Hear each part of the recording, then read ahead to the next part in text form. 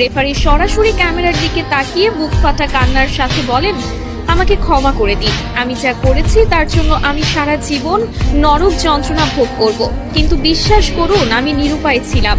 আমাকে ওপর থেকে কঠোর নির্দেশ দেওয়া ছিল যেভাবেই হোক স্পেনকে ম্যাচ জেতাতে হবে।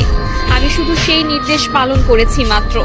রেফারির এই একটি মাত্র বাক্য মুহূর্তের মধ্যে পুরো বিশ্ব মিডিয়ায় দাবানলের মতো ছড়িয়ে পড়ে। সারা বিশ্বের ফুটবল বোদ্ধা থেকে শুরু করে সাধারণ ভক্তরা রীতিমতো স্তব্ধ হয়ে যান। তিনি আরো ভয়ঙ্কর সব গোপন তথ্য ফাঁস করে বলেন, ম্যাচের আগের রাতেই আমার হোটেল রুমে থাকা ল্যান্ডলাইনে একটি গোপন কল আসে। আমি ফোন তুলতেই ফিফার ভেতরের একটি শক্তিশালী সিন্ডিকেট এবং আন্ডারওয়ার্ল্ডের বেটিং মাফিয়াদের এক শীর্ষ কর্মকর্তা আমাকে পরিষ্কার ভাষায় হুমকি দেন। তিনি বলেন, যদি স্পেন এই ম্যাচ না জেতে তবে আমার রেফারিং ক্যারিয়ার চিরতরে শেষ করে দেওয়া হবে। শুধু তাই নয়, তারা আমার স্ত্রী এবং সন্তানদের ঠিকানার কথা হুবহু উল্লেখ করে তাদের জীবনের ওপরও বড়সড় ক্ষতি করার হুমকি দিয়েছিল। আমাকে পরিষ্কার ভাষায় বলা হয়েছিল, যদি তুমি কাল মাঠে আমাদের কথা মতো কাজ না করো তবে তোমার পরিবারের লাশও কেউ খুঁজে পাবে না। ইউরোপিয়ান ফুটবলের ওই কালো টাকার সিন্ডিকেট কোনোভাবেই মেনে নিতে পারছিল না যে লাতিন আমেরিকার একটি দল টানা 2 বার বিশ্বকাপ নিয়ে যাবে। আমাকে বলা হয়েছিল যে কোনো মূল্যে যে কোনো অজুহাতে আর্জেন্টিনার খেলোয়াড়দের চাপে রাখতে হবে, তাদের স্বাভাবিক খেলা নষ্ট করে দিতে হবে।